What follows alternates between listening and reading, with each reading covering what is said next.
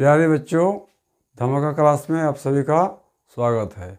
आज मैं आप लोगों के लिए खोट्ठा काठेक पदिक खड़ी की 9वां कविता यानी भारतेक मोहड़ा 1 को लेकर आए हैं। इसके पहले हम लोगों ने इसके 8 कविता को देख चुके हैं। तो चलिए हम लोग देखते हैं इसमें कवि क्या कहना चाह रहे हैं।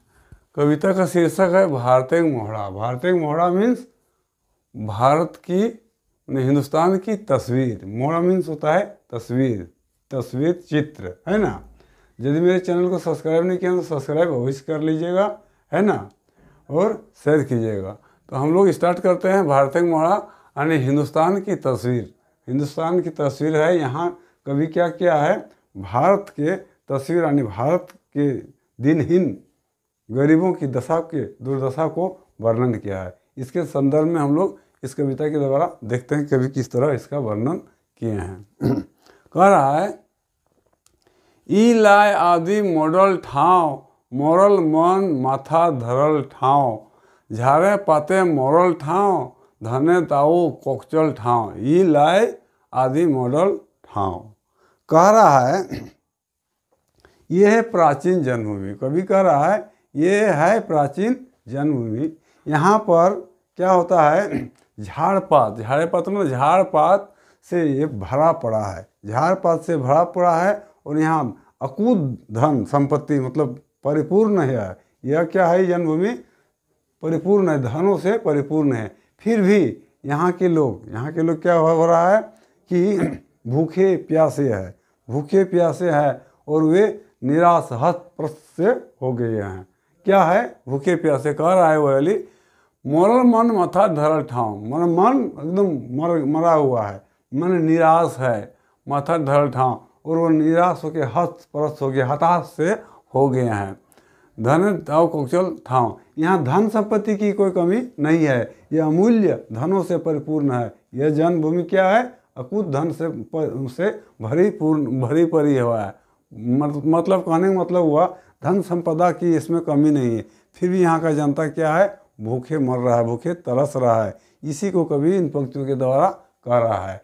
इसके लेखक कौन है, तो इसके लेखक है ए.के. झा। ए.के. झा का कविता जो होता है थोड़ा कठिन होता है। ए.के. झा अपने वाक्यों के द्वारा, कविताओं के द्वारा बहुत कठिन शब्दों को मैंने कविता के द्वारा उल्लेख करता है। इसके कविता में रस थोड़ा कम होता है, इसलिए समझने की कोशिश कीजिएगा। कह रहा है, ई लय आदि मॉडल ठाव, मोरल मन माथा धरल ठाव, झारे पाते मोरल ठाव, घने ताऊ कोकचल ठाव। ई लय आदि मॉडल ठाव। कवि कह रहा है कि यह जन्मभूमि जो है, जन्मभूमि क्या है, प्राचीन जन्मभूमि है। प्राचीन जन्मभूमि है। यहाँ झाड़ पात से ये परिपूर्ण है, भरा हुआ है, अकूत धन संपत्ति है। फिर भी यहाँ के लोग हैं, यहाँ के गरीब आदमी जितने हैं सब जन है, क्या है, भूखे हैं, प्यासे हैं, तरस रहे हैं, वे हतप्रभ से होकर निराश हो गए। वही वाला कर रहा है, मोरल मन माथा ठल ठाव।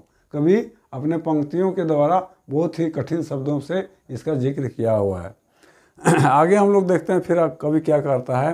घने तावल कोकचल ठाव ई लय, देखो ई जाहत बेचे काठी, देखा ई जाहत बेचे काठी, जेनी गुली ढांगी ठुरकी नाटी, गाते एको चिकट चैथरा, नैखे जकर तुनको आसरा। देखिए कितना कठिन शब्द का मतलब ये प्रयोग किए हैं और क्या कहना चाह रहा है। कह रहा है, देखा ई जाहत बेचे काठी, जेनी गुली ढांगी ठुरकी नाटी। ये सब जो औरत हो, देखिए ये सब औरत क्या है, कोई लंबी है, कोई नाटी है, कोई ठुरकी है। और क्या कर रही है ये लोग, लकड़ी बेचने के लिए, अपना जीविका, अपना भरण पोषण करने के लिए लकड़ी बेचने के लिए जा रही है। औरतों का वर्णन कर रहा है कवि। कह रहा है, देखा ई जाहत बेचे काठी, मतलब ये बेचने के लिए, काठी मैंने लकड़ी बेचने के लिए जा रही। इसका वर्णन कवि कैसे किया है, ये जैनी गुली ढांगी ठुरकी नाटी। जैनी सब कैसा है, मानो औरत लोग कैसा है, कोई लंबी है, कोई छोटी है, कोई नाटी है, वर्णन करके कवि कह रहा है। गाते एको चिकट चैथरा, नैखे जगत तुनको असरा। उसके शरीर में कैसा चिकट चैथरा मतलब मैला कुचूटा सा कपड़ा लटका हुआ है, साड़ी पहना हुआ है। क्या कर रहा है, जैनी गाते हैं एको चिकट, उसका चेहरे पर मैंने शरीर पर क्या है, एक चिथड़ा मतलब होता है लकड़ी, क्या बोलते हैं, लुगा जिसको बोलते हैं हम लोग, कपड़ा जो मैलों से भरा पड़ा है, चिकट लगा हुआ है, उसी कर रहा है।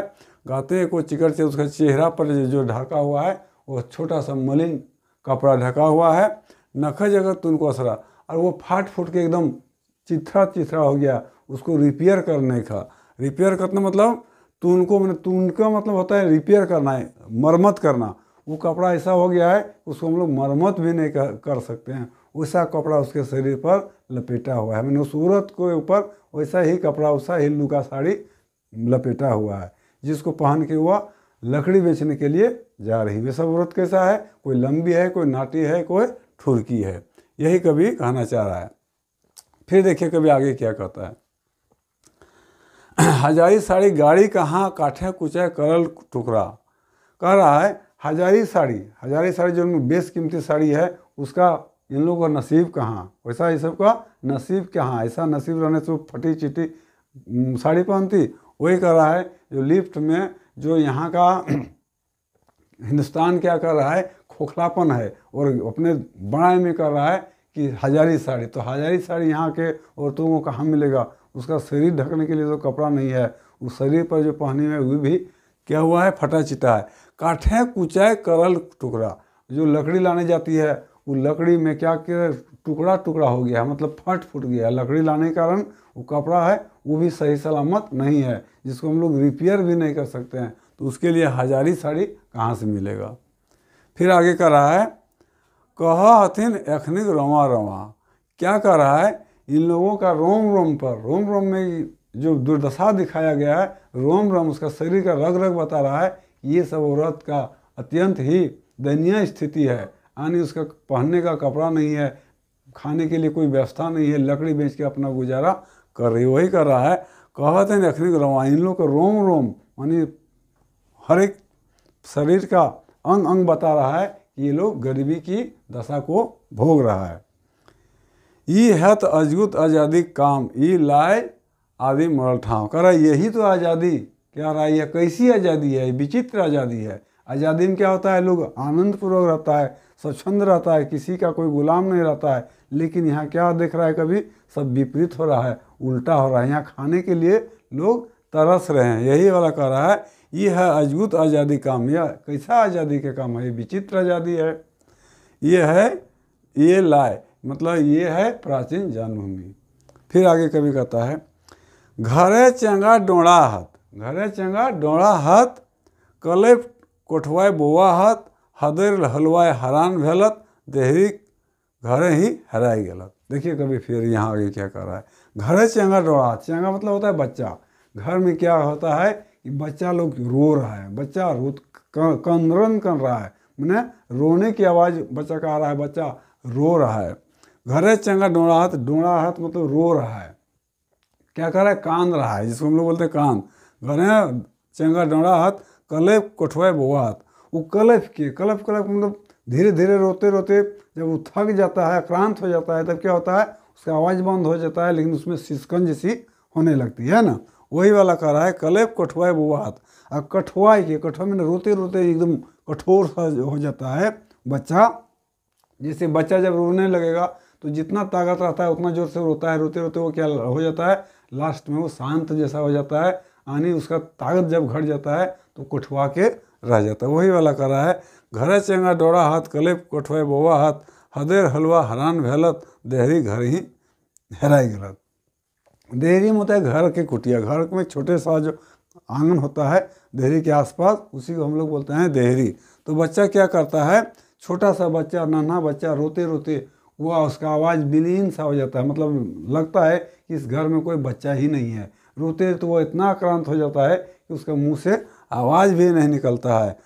हदेर हलवा हैरान भेलत, वह रोते रोते हैरान हो जाता है और वो अपने घर में ही विलीन जैसा, गायब जैसा हो जाता है। वह घर, वह कुटिया जो दरवाजे से थोड़ा सा ही बड़ा होता है। कहने का तात्पर्य वह कुटिया जो घर से बहुत ही छोटा है, उसको हम लोग क्या बोलते हैं, कुटिया बोलता है। तो उसी में बच्चा का आवाज़ भी विलीन हो जाता है। कवि के कहने का तात्पर्य है कि उसकी घर की दुर्दशा कितनी है, सो देखिए उसको देख रेख करने वाला कोई नहीं, बच्चा रोते रोते आक्रांत होके सुसुप्त अवस्था में सोने जैसा हो जाता है, थक के रो के। फिर कभी आगे कहता है, भरल भुइयाँ रोय प्रहलत, भरल भुइयाँ रोय प्रहलत, गोटा जकर ले जन्मे सुना, जाकर ना और ना ठिकाना, ये लाए मॉडल ठाव। कह रहा है भरल भुइयाँ, इस जमीन पर क्या है, भरे हुए जन रूपी जमीन जो है, जन रूपी भूमि जो है, इसमें क्या रहा है, रोप रहा, तो रोप रहा है मैंने बो रहा है। रोपना मतलब क्या होता है, बोना। भरल भुइयाँ रोप रहा, गोटा जकर ले जन्मे सुना। गोटा मतलब होता है बीज, है ना। तो ये जन रूपी जो भूमि वन है, उसमें क्या हो रहा है कि बीज का बीजारोपण हो रहा है, रोप रहा है। उसमें कैसा, जिसका न ओर है न ठोर है, न आदि है और न अंत है, जकर ना और ना ठिकाना, गोटा जकर ले जन्म सुना। और गोटा से मतलब उस बीज से क्या उत्पन्न होता रहा है, तो शून्य उतर रहा है, शून्य उत्पन्न हो रहा है। शून्य मतलब क्या होता है, मैंने जीरो, नथिंग।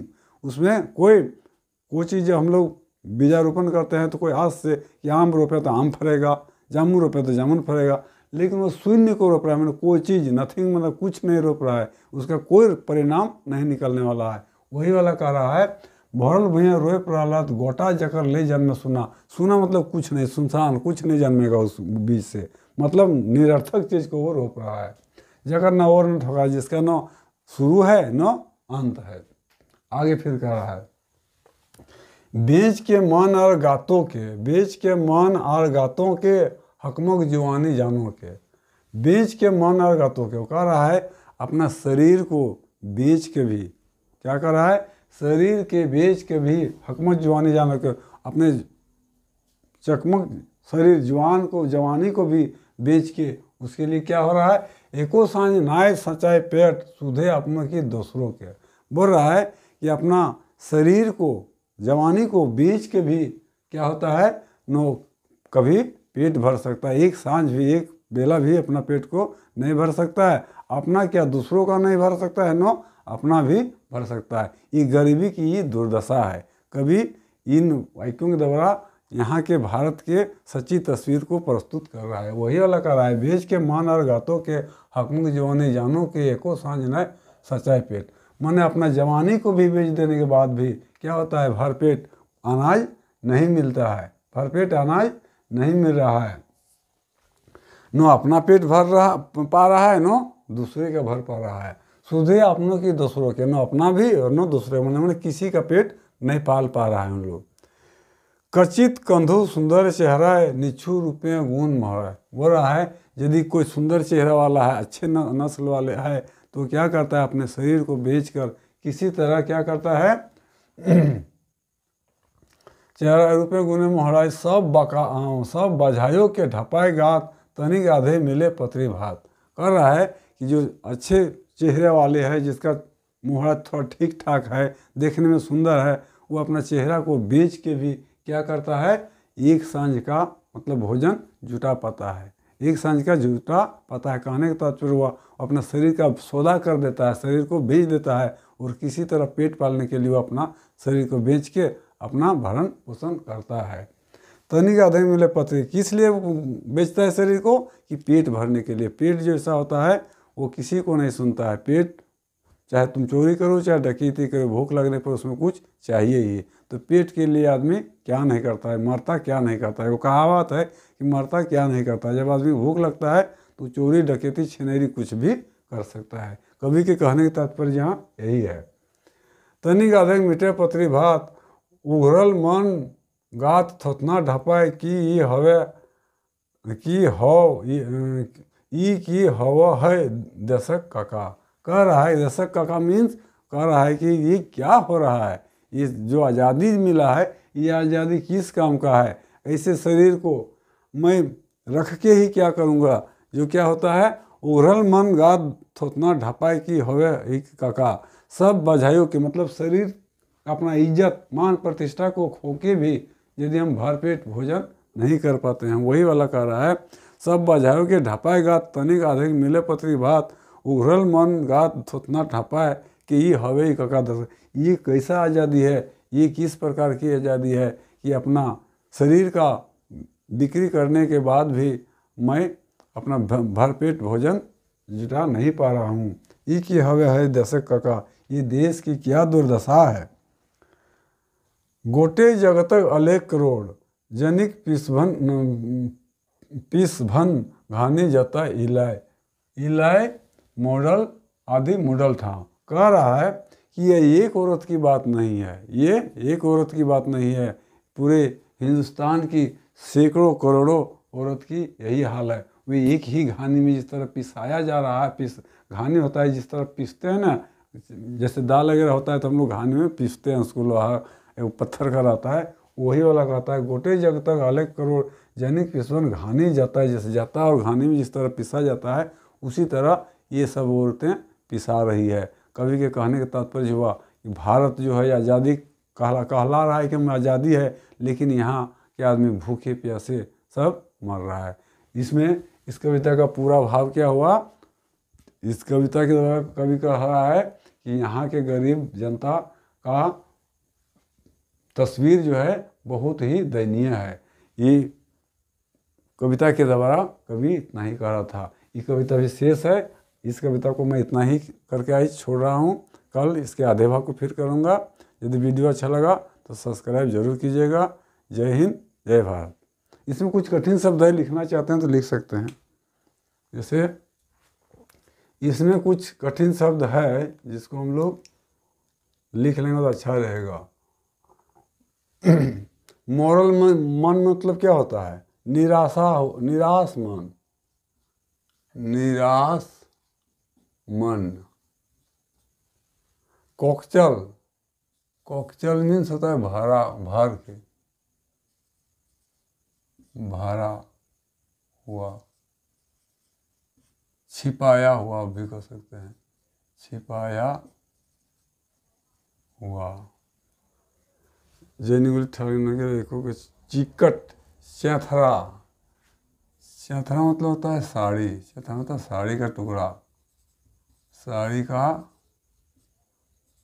टुकड़ा। नखे मतलब नहीं, नखे मीन्स नहीं। तुनको, तुनको मैंने रिपेयर करना, रिपेयर करना। मरमत कर लिख सकते हैं, मरमत, मरमत करना।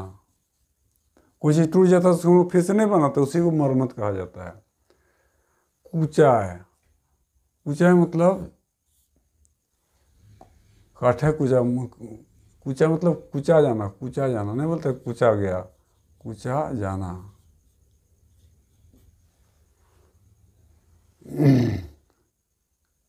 एथनिक माने इन लोगों का, एथनिक मतलब इन लोगों का।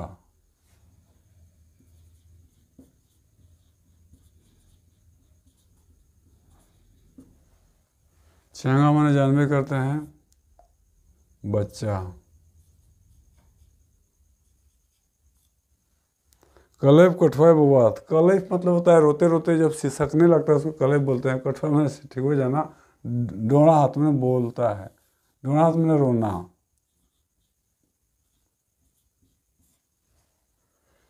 हदेर, हदेर, हदेर मतलब जो चीज़ का कभी आशा रहता है वो चीज़ नहीं मिलता है तो उसको हम लोग क्या बोलते हैं, हदरना।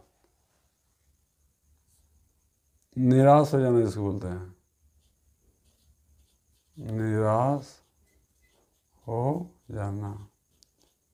जहाँ कोई आशा रहता है, आशा के बाद यदि नहीं मिलता है तो उसी को हम लोग बोलते हैं हदरना। मैंने नहीं कहते हैं हदरो मत, तुमको मिलेगा, कहने मतलब आस रखो, मन में आस रखो। हलवा हरण भर देहरी घरी, देहरी मतलब घर के चारों तरफ। ऐसे तो बहुत कठिन शब्द सोचा जाए और नहीं सोचा जाए तो कुछ नहीं कठिन शब्द है। रोप मतलब बोना होता है, रोपना जिसको हम लोग बोलते हैं, बोना रोपना।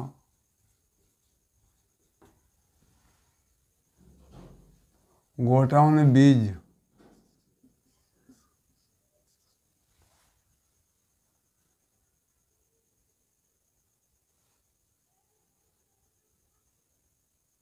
सच्चाई में पेट भरना,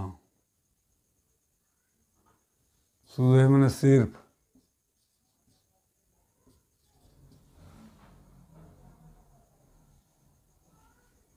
निश्चय में होता है शुद्ध सब। अच्छा, अच्छा, बेश।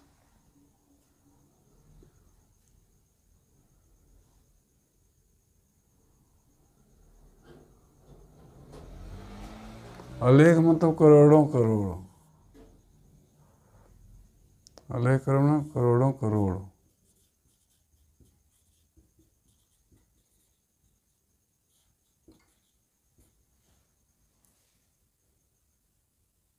यही सब कठिन शब्द है। इसमें तो और कठिन शब्द है, लेकिन ये कविता अभी पूरा नहीं हुआ है। इस कविता को हम 3 भाग किए हैं। एक भाग आज बताएं, कल दूसरा भाग को बताएंगे। आज इतना ही रहेगा। जय हिंद, जय भारत।